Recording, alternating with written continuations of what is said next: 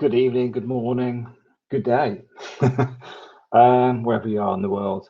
This is Matt Chat for Sunday. We're in March now. I'm just going to switch off my audio because it's going to backfeed to me. Okay, so first thing I want to say is it's 1 o'clock in the morning. Why have I done it at 1 o'clock in the morning? The answer is I've moved my Mac. It used to be in the bedroom at the back, but firstly, the acoustics are better in the sitting room because I was getting a slight echo around the room. But also when I'm working during the day, I'm actually sat by the window. I was saying to April, when I'm working on doing spreadsheets and that at the back of the house, I don't see daylight. I want a bit of vitamin D. So what I've done now is I've simply moved the whole computer to the front of the house. We also had a few internet issues as well, which are a bit of an ongoing saga. The funny thing is, we call the guys up and we say, yeah. They go, yeah, we speak English. It will log your number that you're English, and then every time you call, the operators will answer in English. It's like, great, fantastic. Well, my router's not working properly. Do you speak Spanish? Well, we speak some Spanish, but can you get somebody who speaks Spanish then? It's like, well, what's the point of having this English line if nobody actually speaks English on the operator side, when there's an issue? And it's like, yeah, well, you still need somebody who speaks Spanish. So the internet's an ongoing one. I think what's happened, actually, in all honesty, I think the copper pipes are on the way out. But one of the things I have noticed, there's been a bit of road digging going on the last week or so, and it could be, fingers crossed, cable entering La Mata, because there's a new cable company appeared as well, La Mata Cable. I'll post their picture on my Facebook page for those that are interested, with their information on their telephone and all the other bits and pieces they sell as their package. But I'm just waiting to see if this literally is the cable going in, because if it is, I'm going to change. And if I change, I know it's going to be more stable, a lot faster, and we can do these a bit better. Because like tonight, this is the third one we've done, but we scrapped the first one because the audio was so bad. I had to go around the house looking for everybody's mobile phones and tablets and laptops to make sure everybody switched off their equipment, because they sneak in and do the downloads on a Sunday. Anybody else noticed that? Your phone updates on a Sunday. Because I noticed on a Sunday morning when I switch it on, well, it's switched on, but you look at it, the traffic's really busy with Facebook and other apps updating. You're thinking, well, what's it putting on there? What's it doing? Because I don't see anything changing. It looks exactly the same as it was when I went to bed. What's it been doing in the background? Well, there was something today I noticed relating to webcams, because they were saying, I think it was the head of the FBI or somebody was saying about covering your webcam, and how old, what's his name, Zuberger from the Facebook, puts a sticker over his microphone and his camera. It's like, because people can spy. They say people, but it's a bit broader than that.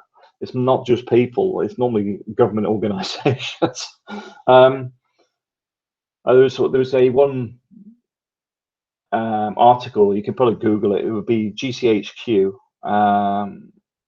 Just put GCHQ Yahoo hack or whatever, or a webcam, and you'll see that they'd actually been listening in and watching people's YouTube stuff. Sorry, not YouTube, Yahoo chats. They've been tapping into them. That's GCHQ, which is in Cheltenham in UK. But nobody even mentioned the fact, well, hang on a minute, didn't they breach everybody's privacy? That didn't even get a mention, bizarrely, because that's the bit I'd be concerned about. Not the I was exposing myself on my Yahoo. Well, I don't even have a Yahoo account, so that would be very unlikely. But the whole point is, why were they doing it? I can understand they're doing some surveillance, but it seemed a bit excessive and a bit random. I don't think they should have actually been doing it. But hey ho, that's one of my issues with the world today. There seems to be a lot of stuff that's changing. We get told it's for our security, but at the same time, it seems to be more of the general populace that are affected than some of the groups or whatever that they're allegedly looking for. But that's life. So what's been going on lately? Myself, basically been trying to work out where to make some extra cash here in Spain. I'm trying to avoid going back to the UK. I've had a few contracts go a bit pear-shaped. So I've been trying to bite my lip a bit, but the reality is there's three main companies that I have some association with. One's Interserve, Carillion, and the other one's Mighty. They're all big facilities management companies. I think Interserve's currently showing a loss of £96 million for last year. Carillion had some voluntary redundancies last week. I say last week officially because they're so obsessive on the text. When I say a voluntary redundancy, I mean the acceptance letters have gone out, that sort of thing. I don't mean they specifically left on the date because I don't know the official end date, but they have been asking people for voluntary redundancies within the company. And Mighty just sold a business for £2 and have had to cough up nearly £10 million for its debts. They're all getting some serious problems at the moment in the UK, and financially it has a knock-on effect with the type of work I do. For example, if we talk, say, Carillion, and there's some redundancies going on, they can't really offer me a job, even if there was nobody in the work pool capable of doing it. They've still got to offer them the opportunity to apply for it, and then later on, they won't get the job because they can't do it. But they can't just say, Matt, here's the job, off you go, because quite simply, you've got to be very careful and not sued. Big BT contractors. Sterling Mad. I've missed it. I can't see the rest of your message there. Hang on a sec. Big. I can't see the. Can you put it down as a couple of? I've got big BT contractors. Then it just cut off. I can't see the other bit. But a lot of companies are taking a hit at the moment. And I know why some of it's going on, because it's what I specialize in. I know where they're losing money, but a lot of the time they don't want you to fix it because it's all part of this chain where it affects the whole business model. I remember looking at an org chart. It's an organizational chart of a business. And it's got a specific role, which is a senior AP. AP is an approved person. It's somebody that's very specific. This is for high voltage. And I've got directors telling me that because basically they'd missed them off the actual chart. They're telling me, yeah, but we don't have a space for him on the chart. Basically, there's no budget for him. I said, I'm not asking you if you need him. I'm telling you by law and legislation, you need him. But they're going, yeah, but we can't employ him because he's not on the chart. And you're like, what do you want me to do?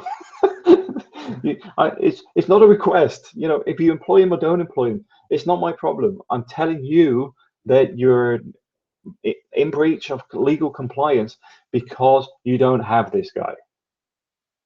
But he's not on the chart. He's not on the chart. And it's just like, but you got rid of 4 engineers. You got the budget from the engineers. Just move the budget across. Whatever, do whatever you need to do because that's for you to fix.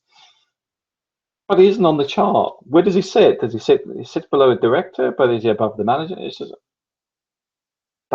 that's why some of this stuff I'm just like, what is going on? Who cares where he sits on the org chart? All we need to know is that we've got one, and quite simply, he's probably like me, not really interested in the org chart, just getting on with the job. It's like most people. Office politics is for people normally at near the top that are constantly trying to edge up beyond the person in front of them.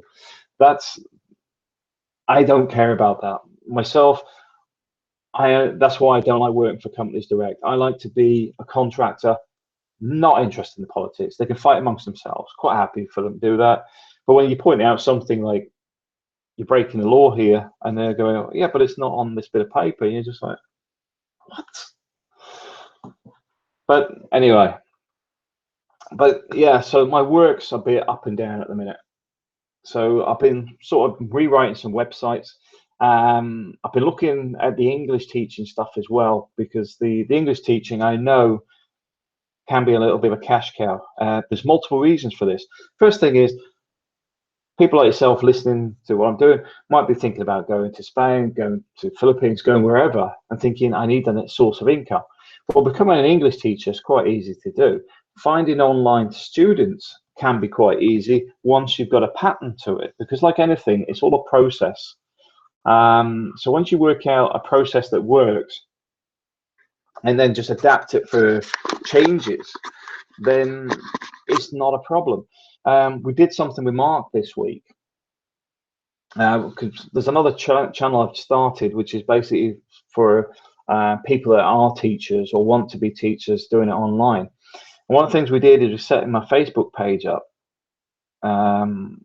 so that he's offering teaching directly with some structure and that to it, and he's already getting inquiries, and that's like within 3-4 days. So the Facebook page stuff works. So there's a bit of a hint for you. What do you need to teach online? A lot of people, oh, you need CELTA, you need TESOL. What you need is the ability to listen, and also the ability to correct people and putting a structure together. I'd say the biggest thing is being organized and being able to communicate well. Beyond that, you can work the rest out. Let's be honest, you can go online and get a TESOL course for $20, $200, whatever, and the $20 one is not much worse than the one that's $200,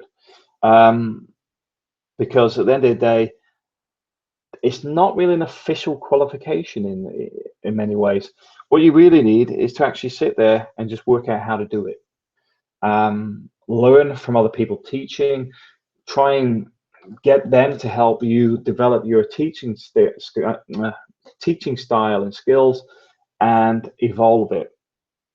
And then you got to sit there and go, okay, well, develop some courses, do this, do that. I'll leave that for another day, but I'm actually working on that at the moment. Sterling Mad, Krilling are a major contractors for BT. That was my point. So for the comms family. Yeah, that's funny. Being BT, British Telecom.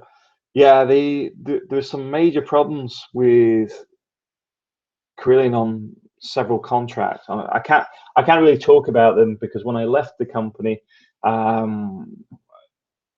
but let's just say they didn't want me talking to anybody. I'll leave it because I specialize in looking at problems, so I'm not really allowed to disclose too much.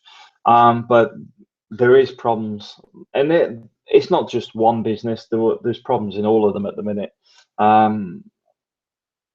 But yeah, it's difficult to actually fix those,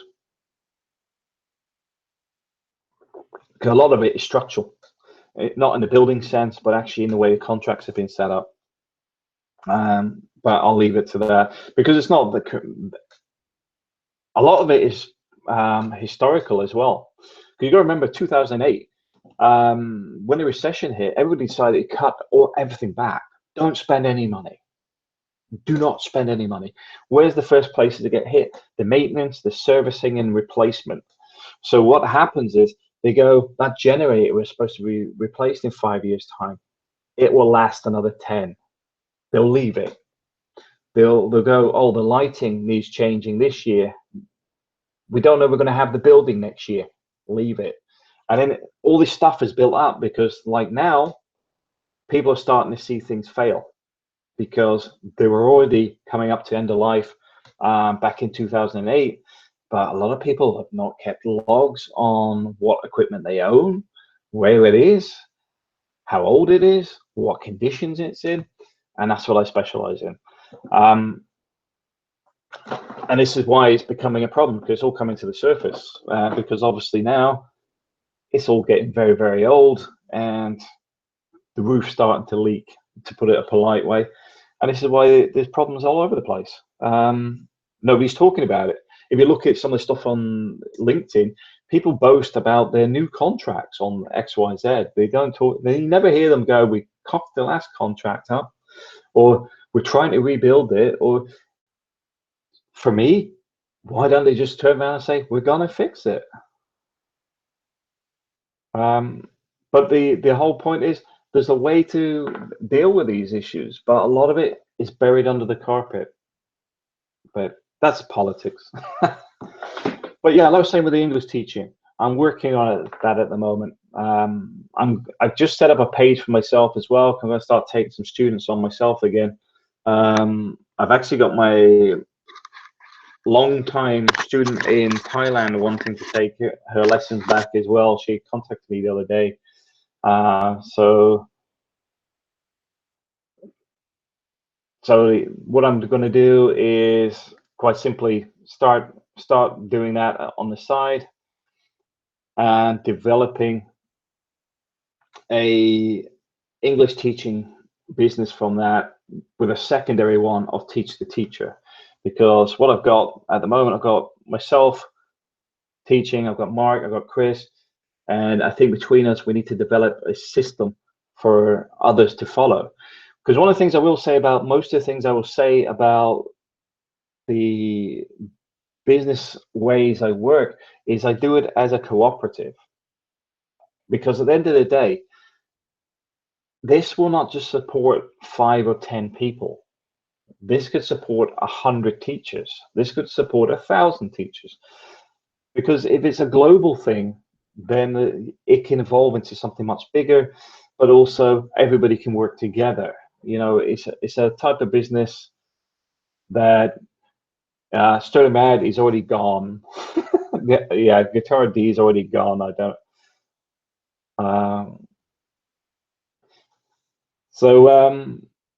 Yeah, I just had somebody putting some very strange comments, so he's gone.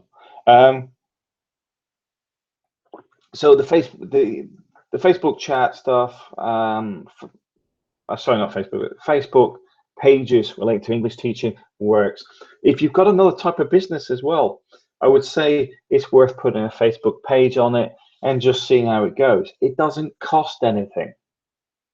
It'll probably take you a couple of hours to put something together, but once it's there, you'll get a few inquiries. May only get a couple of inquiries a year, depends what it is. You know, if you're selling washers, you never know. But if you're selling something like saying what I've done, I've just started to put one together for the region I'm in as an English teacher. That focuses it locally. You could do the same for where you are, because, for example, if you're a pizza restaurant and you're the only pizza restaurant, so if your title's like pizza restaurant and then your town name, then you're going to get found on the internet quite easily. So yeah, so I'm playing around with the Facebook stuff at the moment because I think that could develop the English stuff a bit more. I want to get the English stuff developed on there, and then April will also start teaching English as well from here in Spain. I think that's what I'll get April into next, because it's something she's already good at. Because although she's not, I need to work on her confidence a bit. She actually helped a Spanish woman pass her test for her employment here in Spain. So it's a case of developing April's skills and giving her a bit of a boost, but I can see April doing this full time as well. I know some people say, oh, there's no money in it. See, the thing for us, like I said, I might have mentioned it in this video, we don't actually need an income. Oh, it was the last video. We don't actually need €1,000 a month.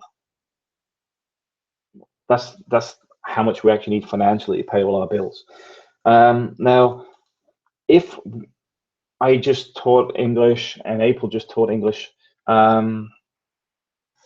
let's just put some figures together. We're going to talk a minimum of 10 euros an hour, but you can charge up to 50 depending how you do it. So, you know, 1,000 euros divided by 10 hours. So it's 100 hours a week, 100 hours a month. So 25 hours a week between two people just to pay your bills. It's nothing. It's literally 2 days a week with us. You know, it's not a lot of work, but with that, it still leaves the time free to do other stuff. And I forgot to say, Dave. Hi, Dave. Dave from Australia. Yeah. So you don't need a big budget, but realistically, I could see us making $2,000 €2,000 a month off that. Plus, I've got nearly €1,000 coming off something else, website stuff. I've got some more money coming in off some of the spreadsheet stuff I'm still doing. I'm doing a day a week still. And in all honesty, if I do 5 days a week on spreadsheets, that pays the bills for the month. So yeah, 5 days a month. 5 days a month pays all my bills. As you can see, we're trying to find a way to make this all sustainable from Spain, because I could hop into the UK, do 3 months work there, and then come back out, and that 3 months money will pay us for the whole year. But long-term wise, if we get these things developing, I can see it giving us a space to develop other businesses that will bolt onto the side of this. So the English teaching will become very useful, but also April can teach Spanish now, because April can cover basic Spanish and basic communication. So April's got 2 strings to her bow, but also from my side, the expat stuff, there's a whole business there. The apartment rentals, the property management, air conditioning replacement, or swimming pools and all sorts. There's a whole ream of stuff that we can develop as a business here. And that's why I want to stay here, because I can focus, say, 12 months here. I think not only will be sustainable, we'll be financially quite well off. Because let's face it, if my cost of living is only 1,000, and we can do that between the two of us for 25 hours a week just teaching English, it's not difficult once you start going, oh, there's another 1,000 from here, or there's another 1,000 from, I mean, I didn't count the income we have in the Philippines, because that's getting to the point where we could actually bring money over if we wanted to. So things are evolving, and I think that's the core thing for a lot of people, is actually understanding you can do this stuff if you get away from the bubble you're already in. Because what happens is you'll talk yourself out of change, because change brings risk. A lot of people don't like having any risks. A lot of people do not want something that could affect their life in a negative way. But at the same time, if everything stays the same, then that may already be a negative life, you know, in the sense that you could do more if you wanted to. So yeah, so for us, it's about evolving a little bit. And yeah, on my last video, for those that aren't aware, this video is nearly 2 o'clock in the morning. Because I moved the computer to the sitting room, because I want the sunlight during the day when I'm doing other work. This is why the radio chat stuff's a bit late, rather than the afternoon, because you can't do it in the day. Well, I could do it during the week, but the weekends it's kid time. Behind me is the old Disney Channel going full blast, and then the kids are busy playing and doing the stuff that kids do, which is not being quiet. So that's why I'm up at 2 o'clock doing this. Just finish my coffee. I'll have a jug of water, and then I'll probably head to bed in a minute. But yeah, that's what's ongoing here at the minute. I'd have to say the some of the stuff in the expat community, I would say it's probably better for a lot of people just to avoid some of the stuff that goes on. And I say that in the sense that because the internet's so one dimension, it's only the information that some people share. So firstly, it's open for misinterpretation, but also if you get two sides, one for something and one against it, the information between the two is so wide, they can be messed around with so much. It's difficult to actually know 100% what is really going on. I know somebody's been about some of the charity stuff at the moment. My personal view, I'm not a fan of any charities beyond direct intervention. There's too much, it's become an industry. So for me, I simply wouldn't actually give somebody money for a project unless I knew exactly where my money was going. It may sound a bit fussy, but the big orgs all run expenses, salaries, administration charges, you name it, they'll find a way to bill it, make it a billable, to take as much money out of it as possible. I think that's the problem. Doing it directly, I mean, like when we did it for the Typhoon Haiyan, we were putting all the stuff together ourselves, and friends and family donated to it as well. But ultimately, it was the biggest chunk of change come out of my back pocket, and that had zero administration charges or anything else. We literally just bought all the stuff and gave it all away to people that needed it. Once you start adding these other layers, it becomes a problem, because even forming a charity organization in the Philippines will involve, I believe, 5 Filipinos as board members in some form, including, I think, the CEO and the treasurer. So once you start having people on the committees and stuff, it's becoming bloated already, because it started off as an idea, and now there's 5 people that are expecting something out of it somewhere. That's why I say, in the expat community, simply just don't get into it. It's just not worth it. But also, they may have good intentions, but sometimes these things can run away from them. Because they start off doing one thing, then they need to do something else to make it legal. They need to do something else to keep somebody else happy. And then it's like, oh, they're giving money this, whatever. It's because it's starting to run away from them. And they may have good intentions to start with, but later on can be a headache. If you leave, I mean, the thing is, I've read some of the reports with, was it the food? I think it was the World Health Organization or one of the other ones. Was it? I might be. It's either the World Health Organization or UNICEF. I was reading their documentation relating to the Philippines, because some of them pulled out a while back because of the corruption levels. What they were finding is when you try to run a project, you get all the mayors turn up, the barangay captains, the local officials, and they're all expecting a free lunch to turn up to your event. For example, say you're doing a feeding program, these people want to come up and have their photos taken and stuff, and you buy them lunch.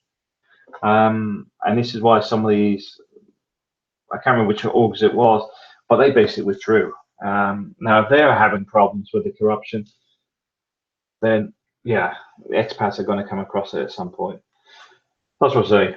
Just push it to one side. Same with the trolling stuff.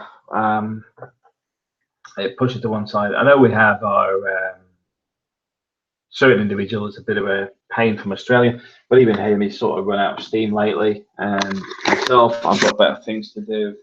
And I'm not really fussed on him at all now. I wasn't too fussed anyway. When he put all this stuff out there, I didn't bother reading it, so it wasn't even of any interest to me.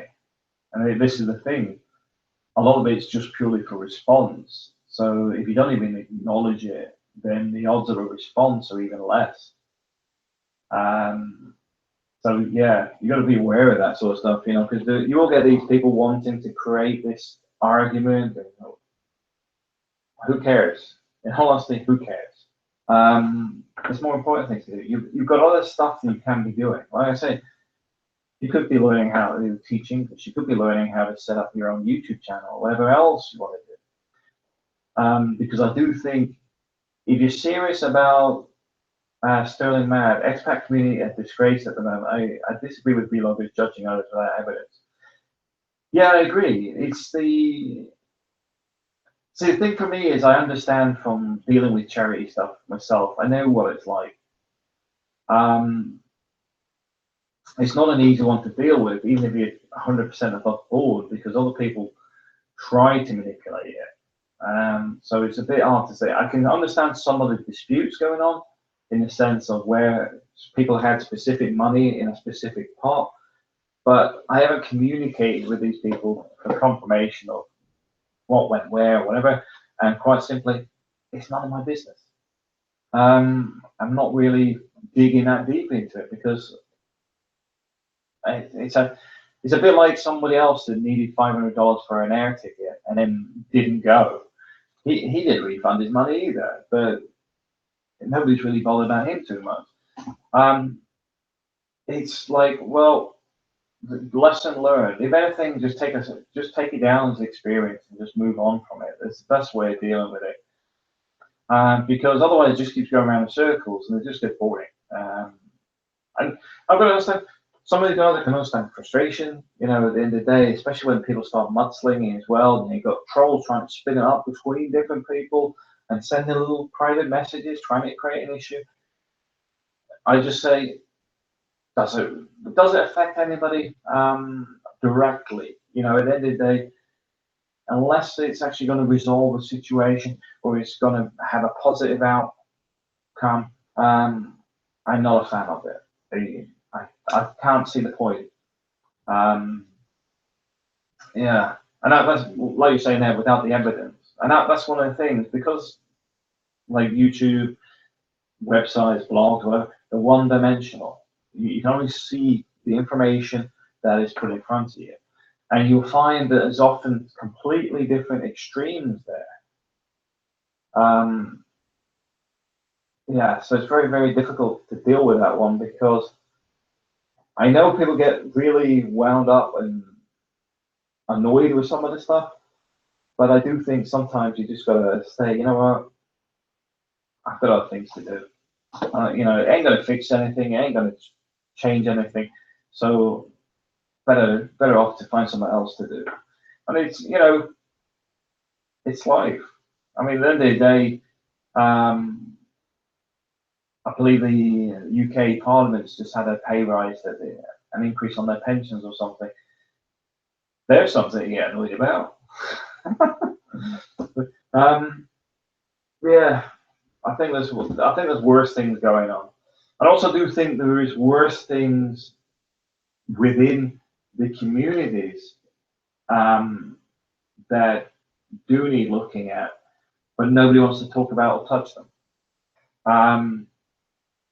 And that is the reality. There is some bad people out there, but a lot of stuff does not focus on them. In fact, I'd say 99% of it does not touch it with a barge pole.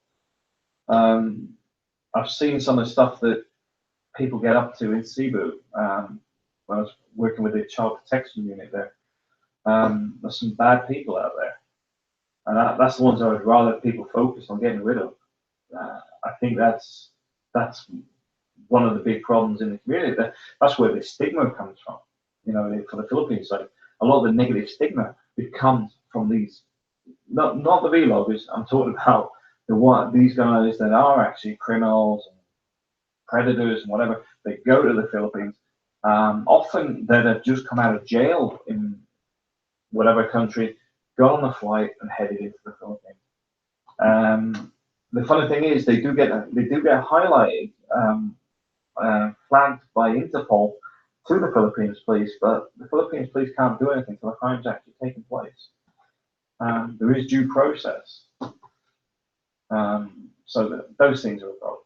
That's why I don't get too involved in things, because yeah, you know, I'll dig around a little bit, but I won't spend too much time on it. You know, I'm looking for the facts. You know, if I can't find anything, that's fine. I don't really talk about it. I've told the same information from multiple people. I've flagged that up. It's like multiple sources have said X, and they don't actually know each other. So that's one thing. But even then, a lot of the time, doesn't really matter. The answer's no. What else would I say? I'll tell you what, I had Sizzling 60 today. Because I was going through some of the family photos. Because some people will be, most people will be aware that I lost my father-in-law recently. I was going through looking for the family photos because I've had to back up one of my drives. I've got a MyCloud, and then I've got a MyBook.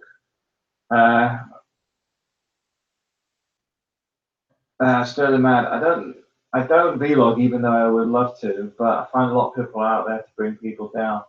PB is gone. I think PB's still there. I haven't seen anything recently on him. But see, the thing is, I think with that, he sort of burned out a bit because he was constantly attacking people. It's a bit like the other guy from Australia. They become very, very boring very quickly, because unless they're actually creating something that's new and interesting, saying people's names, titles, and attacking them, it only runs for so long. No. You see, yeah, like getting back to my phone. Yeah, so I've got 2 hard drives. One's on MyCloud, one's on MyBook. I'm currently transferring my photos that are on the MyBook since 2007. So between 2007 and now, which is 10 years, I'm currently transferring over 140,000 photos. So 300 gigs of photographs. And while they're backing up one to the other, I Sterling Mad on my mobile phone. Sorry for that. Yeah, don't worry about it. It's fine. It's fine.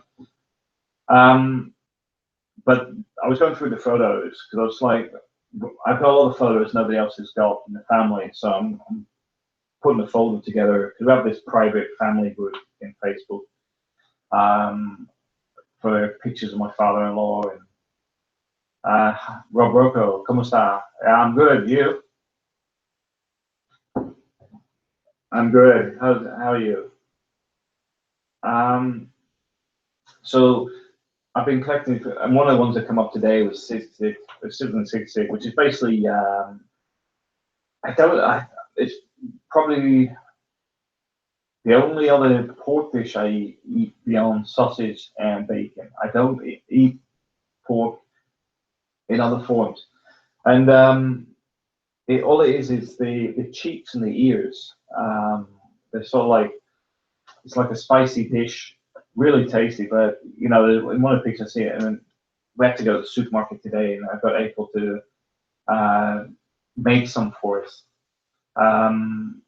So that was today's dinner. But it was going through the photos. It was interesting to see how things have changed over the last 10 years. But the good thing is, you know, when I was sitting there today, it was just lots and lot of happy times. And I think that's one of the things I've taken away from the Philippines is it's always been good times, even when things were sometimes difficult or stressful, you know, construction and things like that. We were always happy. Here in Spain, if you ever see my Instagram and stuff, you'll see the kids constantly smiling because they love it here. April's happy here. You know, it's a good life here. I think the only hardship we probably had is losing April's father recently, and then the financial dealings with that.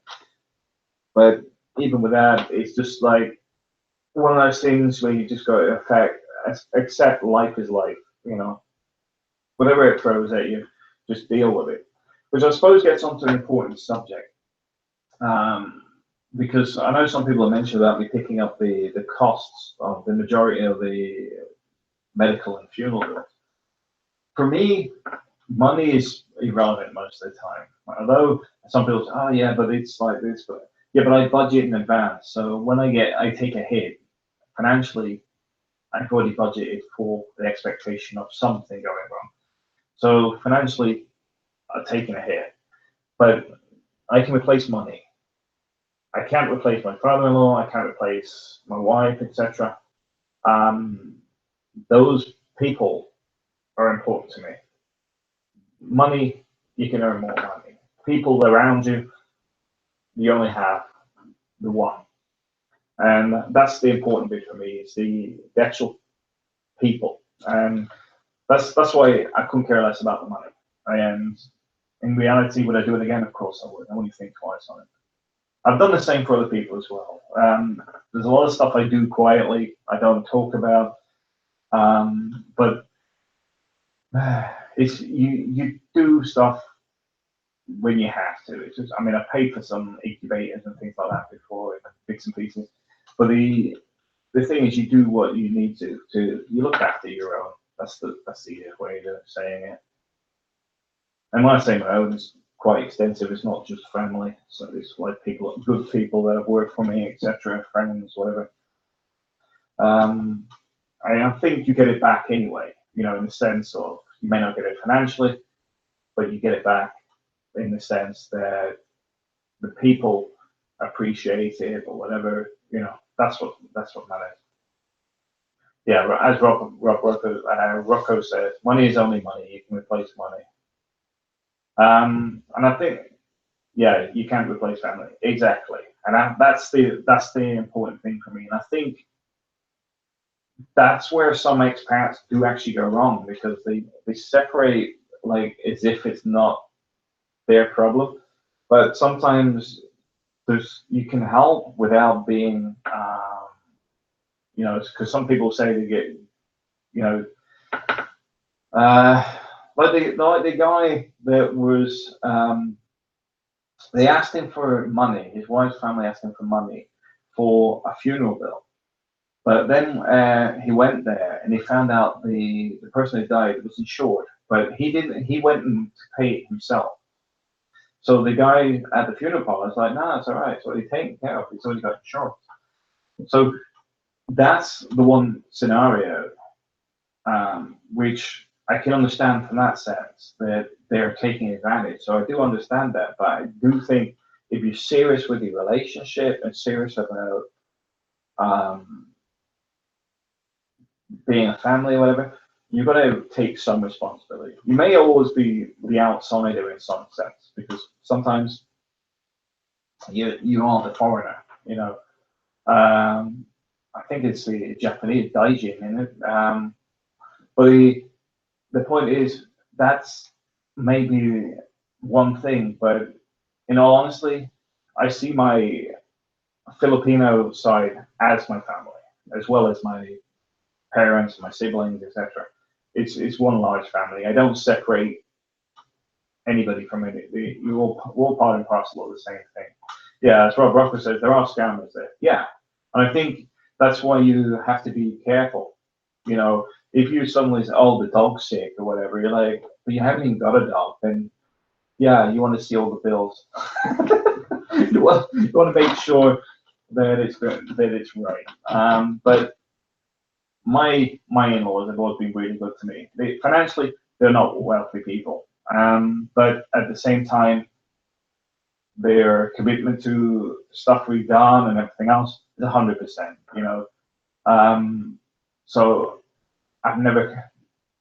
There's lots of stuff that they do for us without even asking. You know, it's, I've got suits made, clothes made for me by my in-laws because my father-in-law was a tailor and my mother-in-law was a seamstress.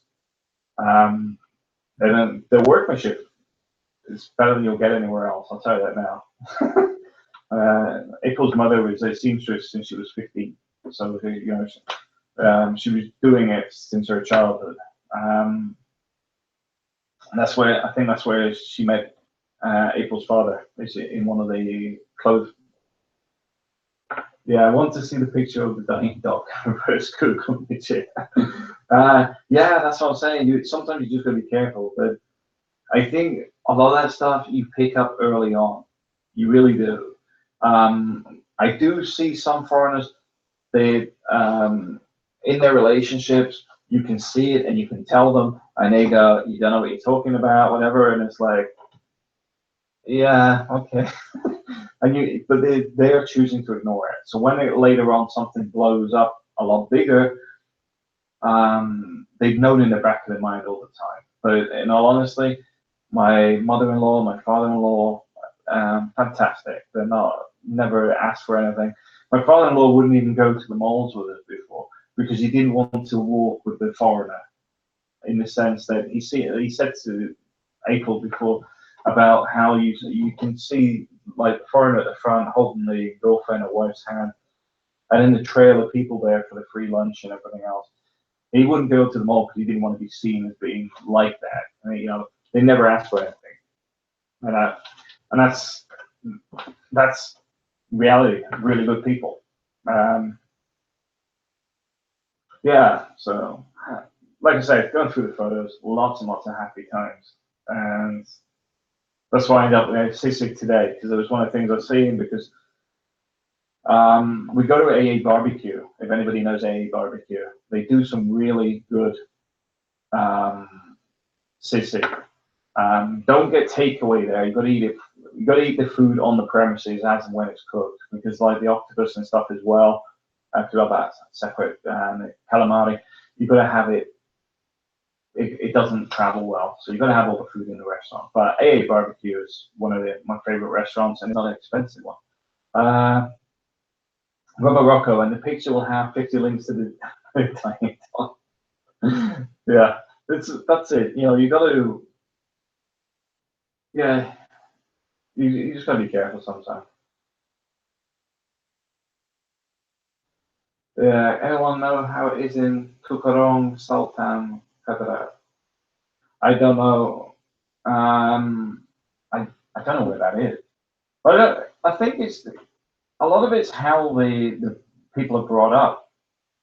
Um, because if people come from a good family, I don't think it matters if somebody's rich or poor. It's just brought up because I'm just trying to find where Sultan Qadalat is because I haven't been there.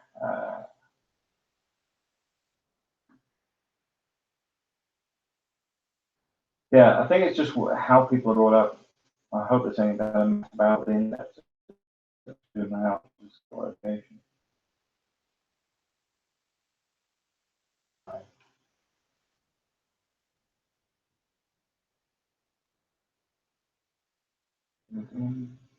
That's pretty central, isn't it? Yeah, I don't know what it's like in that area. It's on Mindanao, but it's in like the sort of like southwest of Davao City. Um, yeah, I don't know. I haven't been down to Mindanao yet. I might go this year when we go back. Um, because might travel down to see some of the relatives and travel down a bit there. That's how long we go for. But yeah, I think with family, it's either family as family, or with some of the guys, it's more of a marriage of convenience sometimes. But I do think that if it's marriage of convenience, they also have to be aware that that's a two-way street. In the sense that the person you want to rely on may not be reliable.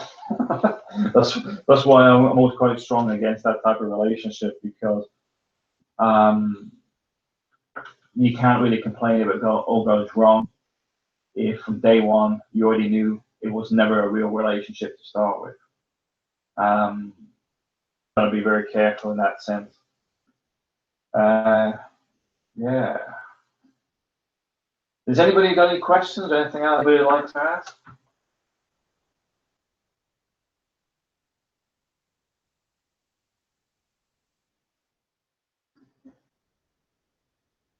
Has to be quiet today. It's my fault though. Like I said, it's 2 o'clock in the morning, but the kids have been so loud. This loud, I sort of left it. I thought I'll do it tonight once everybody's in bed. So I'll probably get a load of views when I've gone to bed later. Rob Rocco, are you married to a Filipina? Yeah, I've been married to April for 10 years nearly. We've got 2 kids. Have you been to BGC? What's BGC?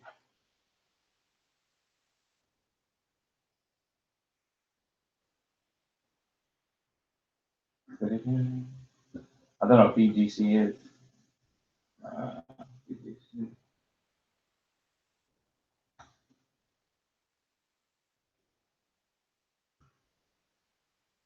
No, I haven't been there. Most of my time I've spent around the Visayas region. I've been up to Manila. I've been up to Mactan. What do you call it? Been around a few of the locations on Luzon. I've been to Bohol. I've been to Negros. But beyond that, not a lot else yet.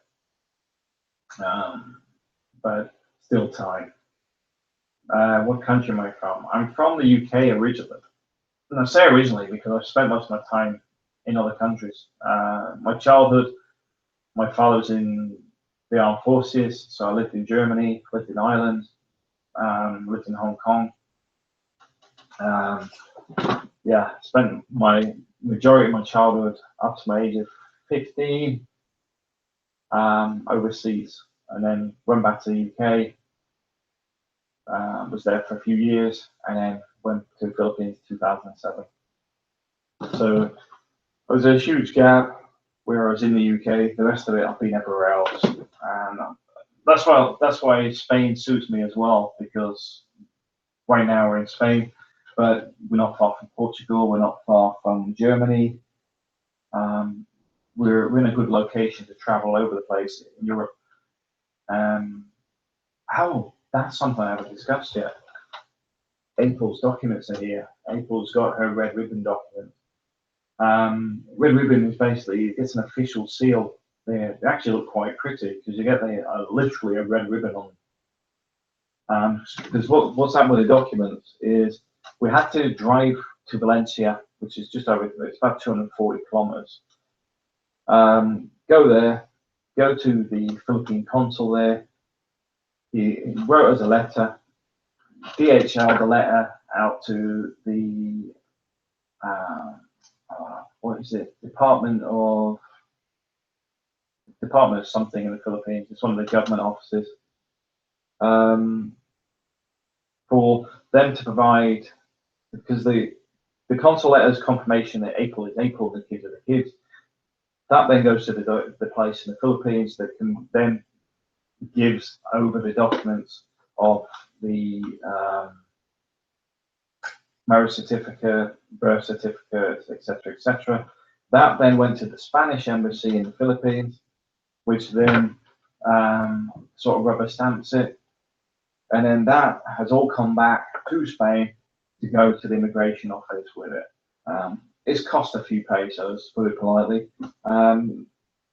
The official red ribbons only last 3 months. And some people have asked, why is it only 3 months? Well, the answer is divorce. The answer is deaths. The answer is separation. Because these documents are basically a confirmation of marriage, etc. Sterling, I've been married for 20 years, met my wife in my early 20s in London, second love. Well, congratulations. That's 20 years of happiness.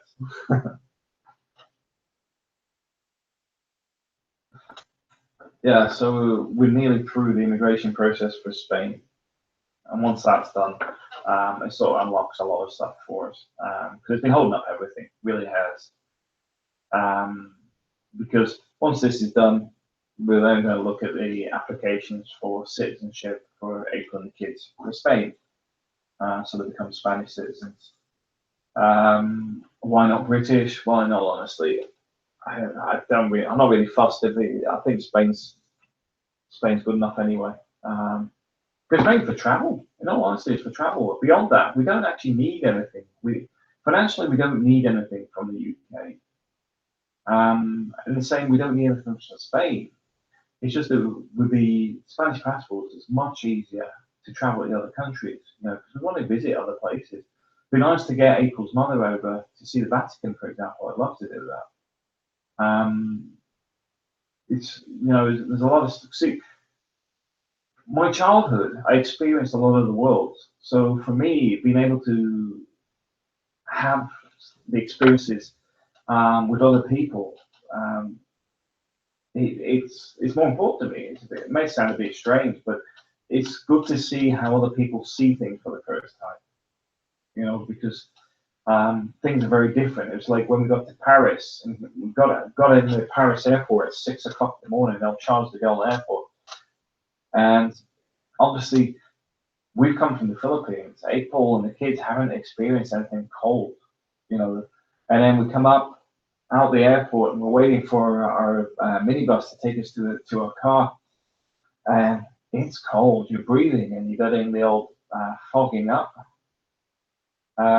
Sterling Mad, where in Ireland have you been? I was very young that I was only. We were there just after the Troubles, and my father was after. Historically, when the powers were taken out of Ireland, my dad's unit went in to help stabilize things. So in Ireland, we've been in a few places in Ireland, but during the difficult times, and I was very young at the time. But the thing with the Paris, it was like the whole experience of the food. We went to the palace at Versailles, the Eiffel Tower, experiencing the stuff that has a bit of a wow factor to it. But I think what April and the kids loved most was the French food. Rob Rocco, you have to have them do snow angels and snowball fights. Yeah, we only had one day of snow here, but the kids all loved it. Was hoping to go further afield this year, but I was still working at the time, so I couldn't actually travel. Be good to get out on the weekend and just head somewhere where we know there's guaranteed snow, but at the same time we're not going to get stuck there. But yeah, there's always next year. But yeah, seeing how people experience new things, I love that. There's a road trip I'm trying to organize. I'm hoping to do once I get everything settled. To ride across India. I've got my friend Nimesh. I'm hoping he'll come with us. And we'll ride across India on motorbikes. So it'll have to go with about 20 people, purely because from a safety and numbers point of view, you can have multiple skills from, because it's bound to get a medic or somebody come along. Plus, you can carry some extra equipment and look after yourself. But also, I think from an experience point of view, it'd be interesting, seeing a whole new country and experience it. I'd love to do that. Although any kind of kids won't be coming on that one. That's one for me. Rob Rocco, I want to show my girlfriend snow. She has never seen it before. Yeah, April was like a kid. If you have a look back through one of my videos, you'll hear April in the back when the snow started to hit. It's like Christmas. We missed the kids because the kids had just left on the bus and it wasn't snowing. And then as we drove towards the mall, the snow started coming down. And just thinking, this is going to be perfect for the kids. Could just imagine them at school, messing around in the snow. Yeah, that's the stuff like that. That's what makes my day. It's the stuff that life's made of. Just enjoying it. because I've done a lot of traveling myself, and I like seeing new things. I like experiencing new things. If you follow me Instagram or my photos from years ago, you see we spend a lot of time in restaurants and stuff. We do a lot. We love food. That's cool. Another thing we have a obsession with is food. Trying new food in new places. Doesn't help my waistline, I tell you that. For anybody who's following my diet stuff, am I still doing it? The reality is, I did the smoothies for, I think it was 10 days, and it dropped my weight down to, what's that? Dropped my weight down by 5 kilos, and it's not gone up. It's stayed about the same because my diet's continued as normal recently because quite simply, I've been busy with work, but also the whole stress of the funeral stuff and that going on. It's just not felt like doing it. But the thing that was interesting, I got the weight off and it stayed off. So I'm looking to do another 10 days again and try and get it down, because at the moment it's 114. And we get that down to take another 5 kilos off, down to 109. Then I'll probably leave it like that for a couple of months, see if it stays like that, and then do it again. What I'm going to try and do is do it gradual. Although you sort of like drop it rapidly, then it sort of like stays like that for a bit. But I'm thinking if I try to drop the 100, the 14 off, it'll be a lot in one go. Are you under a different name on another channel? Yes, I am. There's multiple channels. Let me find my Alicante one.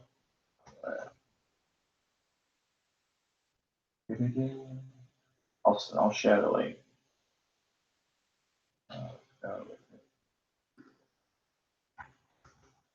Yeah, because I've got different channels for different things. Because one of the things I do have, I seem to end up with a lot of mixed stuff, because I do a lot of stuff with like this one I'm about to share in the chat.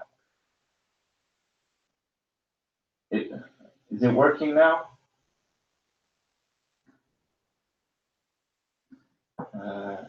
Is the chat working? Yeah, see if it just froze. Okay. Yeah, I was going to say the channel froze. It's because I opened the window. That's why I'm very concerned, so about opening anything while I'm opening anything in the background, because it does distort the sound pretty bad.